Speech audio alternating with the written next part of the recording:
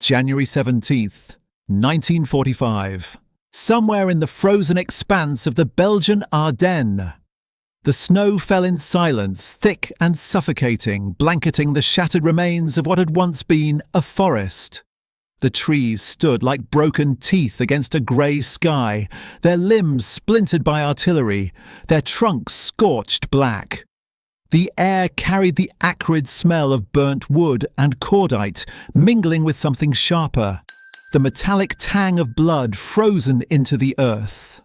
In the distance, the faint rumble of American tanks echoed through the valley, a mechanical heartbeat advancing westward, relentless and inevitable. At the edge of a collapsed farmhouse, a column of men stood in the cold. Their uniforms were once black, pressed and immaculate, adorned with the twin lightning bolts of the Waffen-SS. Now those same uniforms hung in tatters, caked with mud and ice, the silver insignia dulled by grime.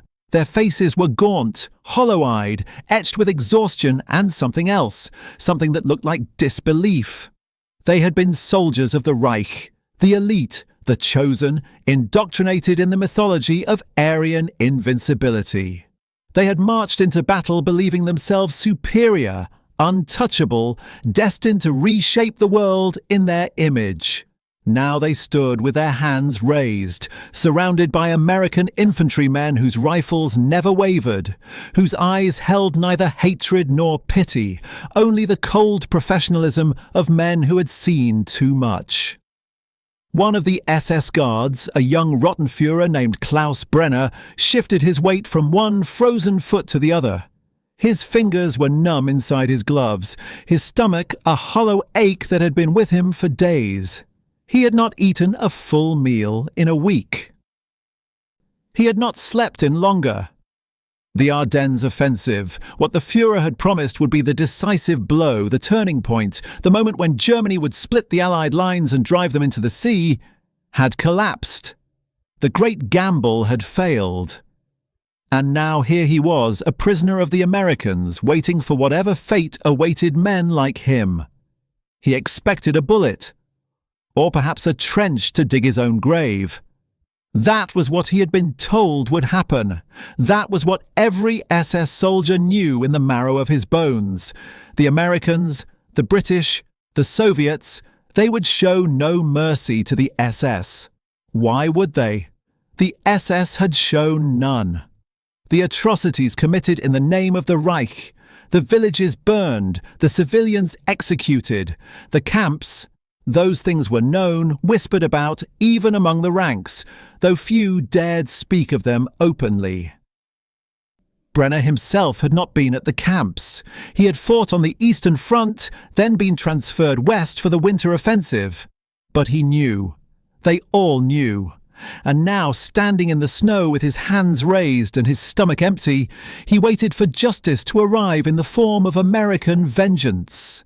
Instead, what arrived was a truck. It pulled up slowly, its engine coughing in the cold, and from the back American soldiers began unloading crates. Large wooden crates stamped with US Army markings, steam rising from their contents as they were opened. Brenner watched, confused, as the Americans set up a field station. Tables, stoves, metal trays. The smell hit him before he understood what he was seeing. It was food, hot food, the scent of cooked meat, of bread, of coffee, real coffee, not the acorn substitute they had been drinking for months. His mouth watered involuntarily, a Pavlovian response his body could not suppress. Around him the other prisoners stirred, murmuring in disbelief. An American sergeant, broad-shouldered and grim-faced, walked down the line of prisoners. He spoke in broken German, his accent thick but comprehensible. "You will be fed. You will be processed. You will be treated according to the Geneva Convention." He paused, scanning the faces before him. "You are prisoners of war, not animals." Brenner did not understand. This was not what he had been taught to expect. This was not the behavior of an enemy that should, by all rights, despise him. And yet, as the Americans began distributing tin plates of stew, thick with meat and potatoes, steam rising in the cold air, he found himself moving forward with the others, taking the plate handed to him, staring down at it as though it were an illusion. The warmth of it seeped into his frozen fingers. He brought it to his lips and ate, slowly at first, then with desperate hunger. The food was real. It was warm. It was more than he had eaten in weeks. Around him, other SS prisoners did the same, their faces a mixture of confusion, relief, and something harder to name. A crack in the foundation of everything they had been taught to believe. To understand the weight of that moment, one must first understand what the SS expected.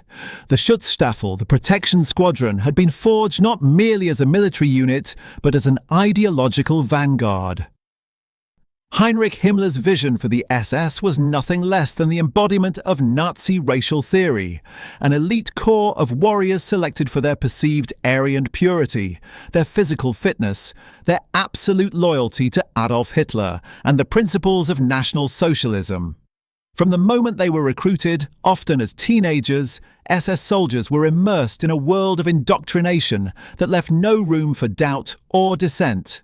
They were taught that they were the apex of human evolution, that the lesser races, Slavs, Jews, Romani, and others deemed subhuman by Nazi ideology, existed only to be dominated or eliminated.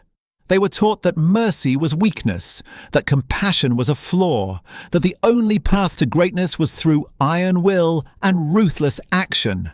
This indoctrination was not subtle. It was relentless. SS training camps combined brutal physical conditioning with ideological lectures, with screenings of propaganda films, with rituals designed to bind the individual to the collective. They swore oaths not to the nation of Germany, but to Hitler himself, pledging their lives and their honor to his vision. They were shown images of the supposed degeneracy of the West, the jazz music, the democratic chaos, the racial mixing. They were told that America, in particular, was a mongrel nation, a bastardization of races without culture or soul, a land of weakness and decadence that would crumble at the first sign of true Aryan strength.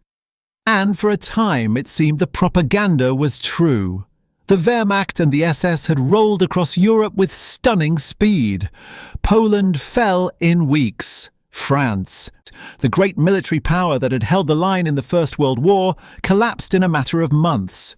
The SS had been at the forefront of these victories, not just as soldiers, but as enforcers of Nazi ideology, establishing control in occupied territories, carrying out orders that regular Wehrmacht units often refused.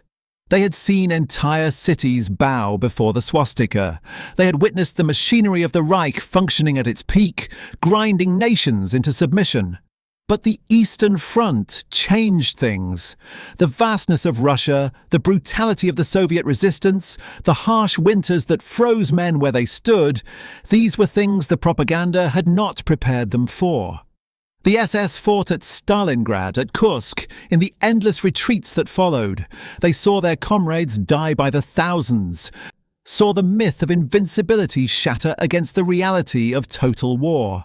And yet, even then, the indoctrination held. They were told that victory was still possible, that new weapons were coming, that the Führer had a plan. They believed because they had to believe. Doubt was unthinkable. The Ardennes Offensive was supposed to be that plan. Launched in December 1944, it was Germany's last great gamble in the West. A massive surprise attack through the dense forests of Belgium, aimed at splitting the American and British forces, capturing the vital port of Antwerp, and forcing the Allies to negotiate a peace.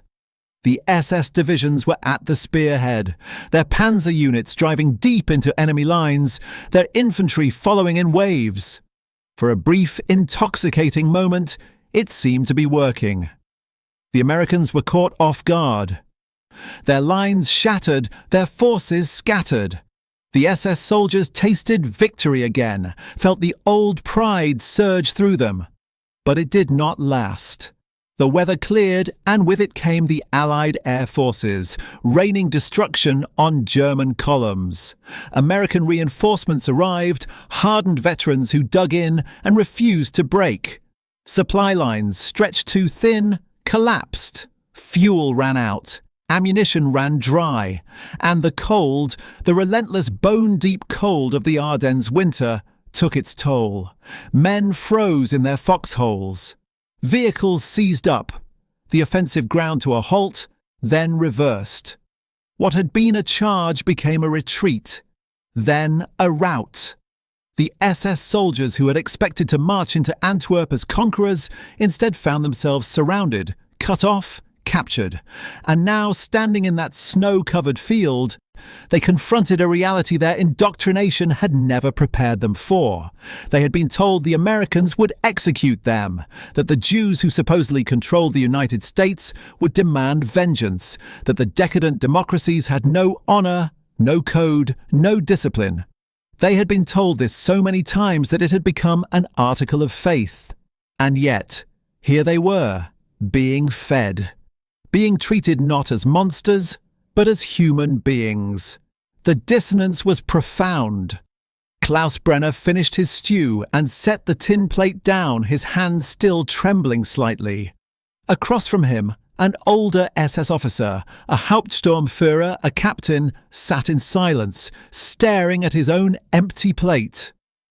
The man's face was lined with fatigue, his eyes distant. Brenner did not know his name. In the chaos of the offensive's collapse, units had been mixed together. Command structures shattered, but he recognized the look on the officer's face. It was the look of a man whose world had just been turned upside down. An American soldier, a private first class with a Red Cross armband, approached with a canteen of water. He handed it to the Hauptsturmführer without a word. The officer took it, drank deeply, then handed it back.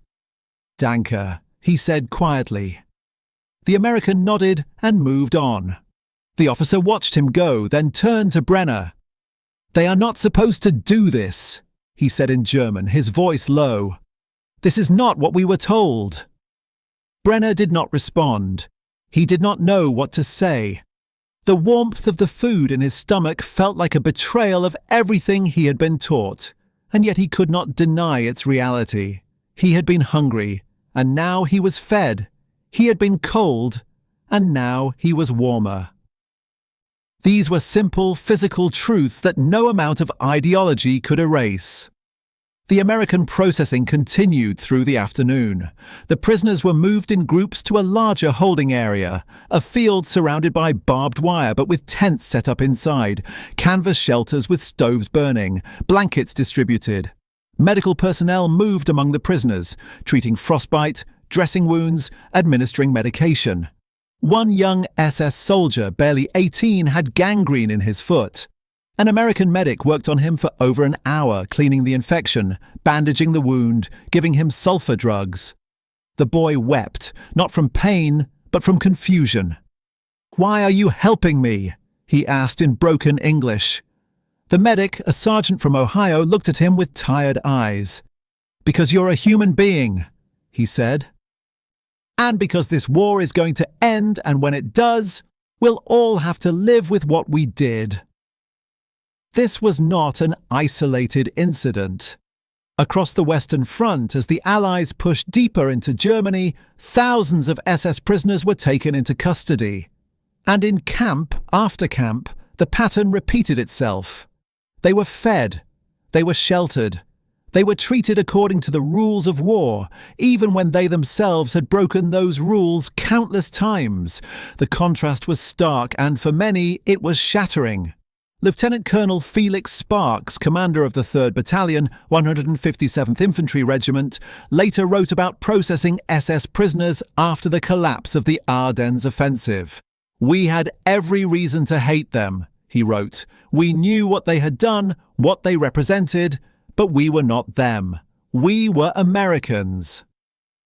And that meant something. His words captured a fundamental truth about the American approach to the war, a commitment, however imperfectly applied, to a set of principles that transcended immediate emotion. The United States had signed the Geneva Convention. It had committed on paper and in practice to treat prisoners humanely. This was not naivety. It was a calculated strategic decision, rooted in the belief that civilized conduct, even in war, was a weapon in itself. A demonstration of moral superiority that would outlast any battlefield victory. For the SS prisoners, this was incomprehensible. Their entire worldview had been built on the premise that such principles were weakness, that the strong took what they wanted and the weak perished. To be treated with dignity by an enemy they had been taught to despise was a cognitive shock from which some never recovered. Brenner, lying in his tent that night, stared up at the canvas ceiling and tried to reconcile what had happened. He had been a loyal soldier of the Reich. He had believed in the cause, or at least he had told himself he believed.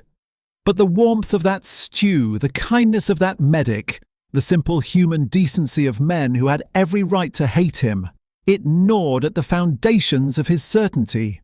The food became a symbol.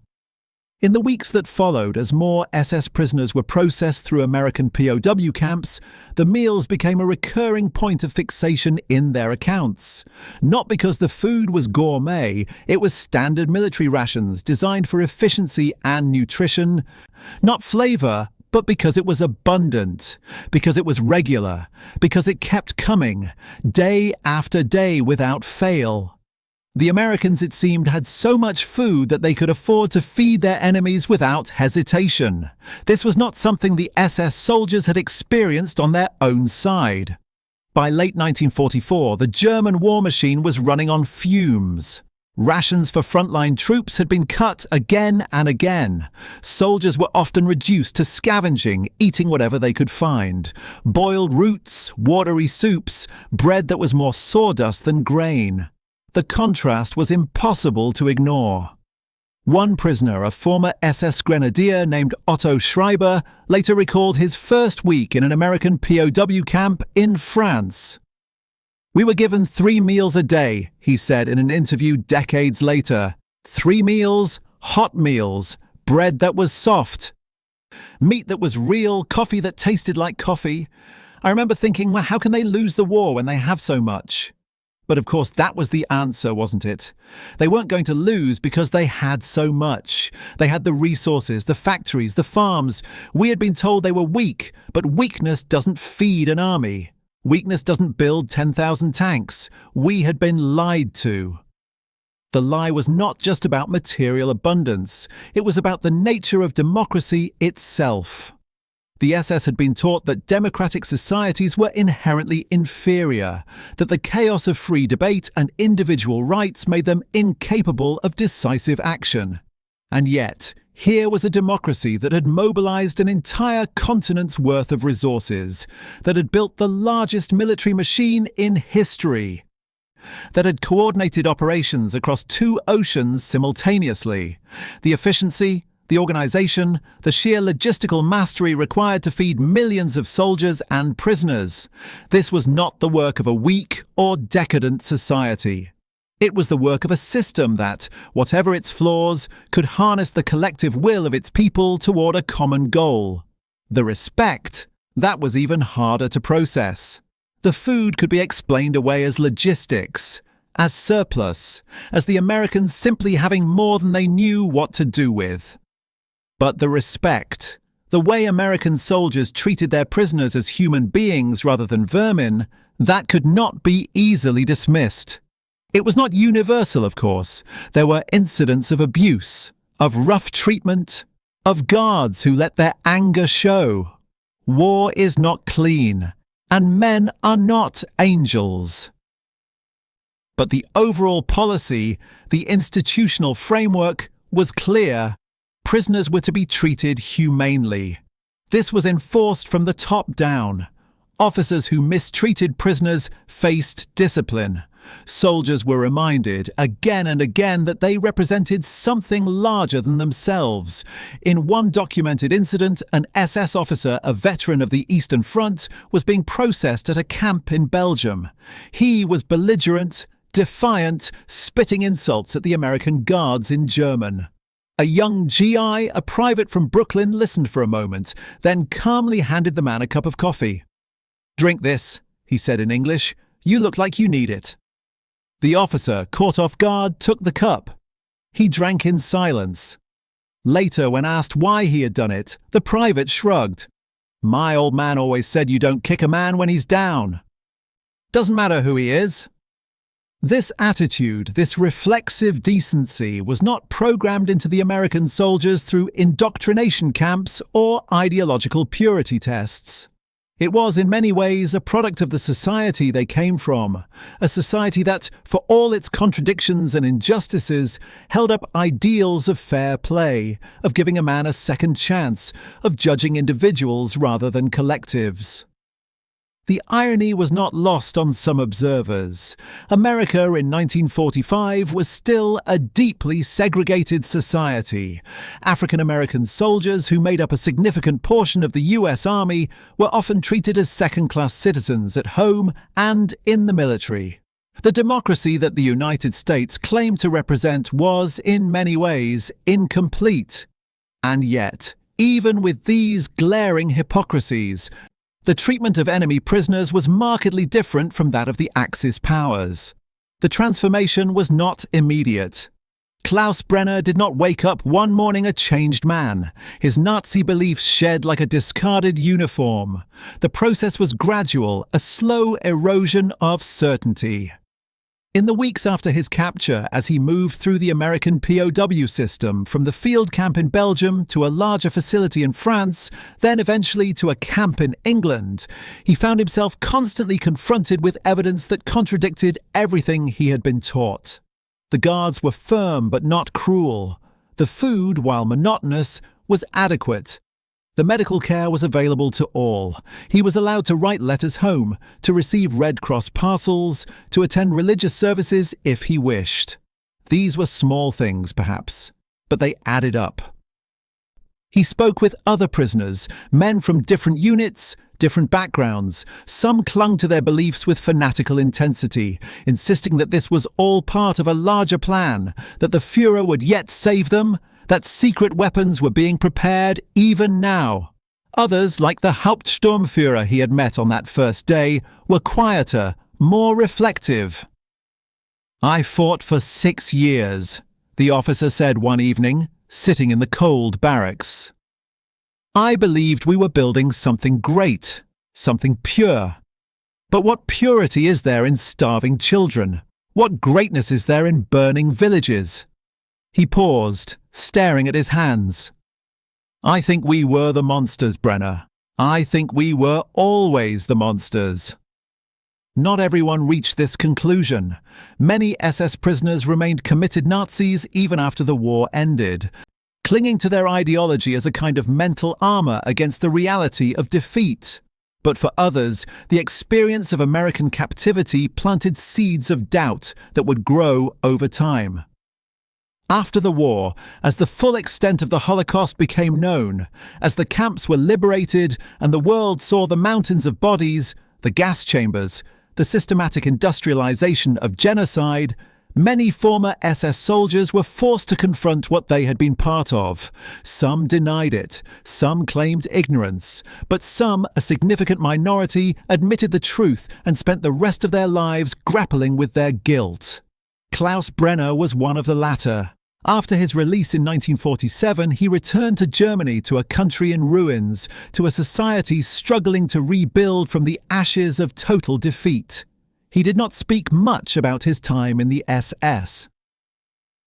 He worked as a labourer, then as a clerk, eventually marrying and raising a family. But in the 1970s, as Germany began to more openly confront its Nazi past, he agreed to be interviewed for a documentary project. He spoke about the Ardennes, about his capture, about that first meal the Americans gave him. "That stew," he said, his voice quiet. "It was the first crack. The first moment I realized that everything I had been told was a lie. It took years for me to fully understand, to fully accept what we had done. But it started there in the snow with a hot meal from men I had been taught to hate." The symbolism of food in this story is not accidental. Food in the context of war is more than sustenance. It is a marker of civilization, of humanity, of care. To feed someone is to acknowledge their existence, their worth as a living being.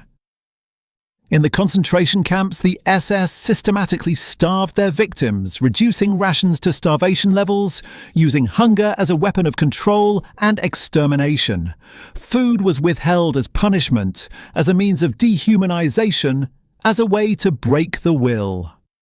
The contrast with American POW camps could not have been starker. Here, food was provided as a matter of course, not as a privilege, but as a right. It was a statement. You are a prisoner, yes, but you are still a human being. This was not sentimentality. It was strategy. The US military understood that treating prisoners well served multiple purposes. It encouraged enemy soldiers to surrender rather than fight to the death, saving American lives. It provided intelligence. Prisoners who were well treated were more likely to cooperate during interrogations. And it upheld the moral standing of the United States on the world stage, demonstrating that American democracy, for all its flaws, was fundamentally different from the totalitarian regimes it opposed. The food, the medical care, the basic decency. These were weapons in the war of ideas, the conflict of ideologies that lay beneath the surface of the military struggle. For the SS prisoners, the food became a tangible representation of everything they had been denied by their own system. The Nazi state, despite its propaganda about strength and unity, had proven incapable of providing for its own soldiers in the final years of the war. The trains that should have carried supplies to the front were diverted to death camps. The factories that should have produced rations were bombed into rubble.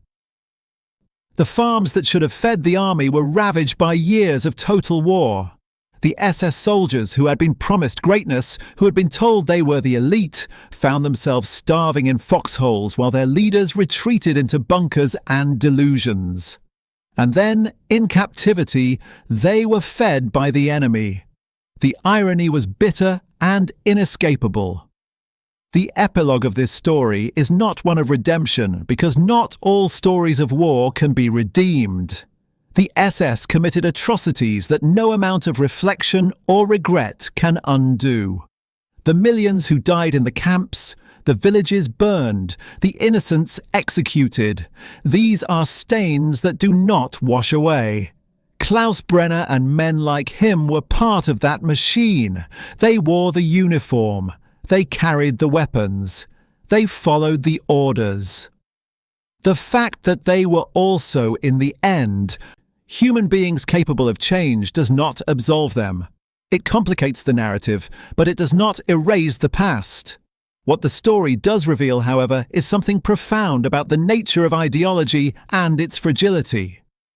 The SS were not born monsters. They were made through years of indoctrination, through propaganda, through a system designed to strip away individual conscience and replace it with collective fanaticism. And yet, even the most intense indoctrination proved vulnerable to the simple, undeniable reality of human decency. A hot meal, a blanket, a medic who treated a wound without asking questions. These were small acts, but they carried the weight of an entire philosophy, a belief that every human life has value, that even enemies deserve basic respect, that civilization is defined not by how we treat our friends, but by how we treat those who have wronged us. This was the great ideological battle of the Second World War, and in the POW camps of the Western Front, it was fought not with guns or tanks, but with tin plates of stew and canvas tents, and doctors who healed without prejudice. The Americans did not win this battle through speeches or propaganda. They won it by embodying, however imperfectly, the principles they claimed to represent. They showed the SS prisoners, through action rather than words, that democracy was not weakness, that abundance was not decadence, that treating others with respect was not a flaw but a strength. In the decades after the war, historians and sociologists studied the phenomenon of SS soldiers who renounced their Nazi beliefs. They found that many of those who changed did so not because of re-education programs or political lectures, but because of personal experiences, moments when they encountered individuals who refused to dehumanize them, who insisted on seeing the person beneath the uniform. The food, the medical care, the respect, these were the cracks in the armor of ideology, the small fissures through which doubt could enter and grow. Klaus Brenner died in 1993 at the age of 70. In his final years, he worked with a German organization dedicated to educating young people about the dangers of extremism. He spoke at schools, at community centers, telling his story not as an excuse, but as a warning. "I believed the lies," he would say. "I wore the uniform. I thought I was serving something great. It took the kindness of my enemies to show me I was wrong. Do not make my mistake. Do not let anyone tell you that other people are less than human. Once you believe that, you are capable of anything." The snow has long since melted from that field in the Ardennes. The farmhouse where the prisoners stood has been rebuilt. The forest has regrown, its trees tall and green once more. But the memory remains, preserved in letters and interviews and official records, a testament to a moment when, in the midst of the most destructive war in human history, some men chose to be more than warriors. They chose to be human. And in doing so, they demonstrated a truth that transcends any battlefield, any ideology, any flag. That the measure of a society is not found in its power to destroy, but in its capacity to heal, to feed, to show mercy even to those who deserve it least. That is the legacy of those tin plates in the snow. That is the echo of a hot meal given to a hungry enemy. It is a reminder that even in the darkest times when the world is consumed by fire and hatred, there are those who refuse to abandon their humanity. And sometimes, just sometimes, that refusal is enough to change a mind, to crack an ideology, to plant the seeds of a different future. Not redemption, perhaps, but a beginning, a chance, a small warm meal in the cold.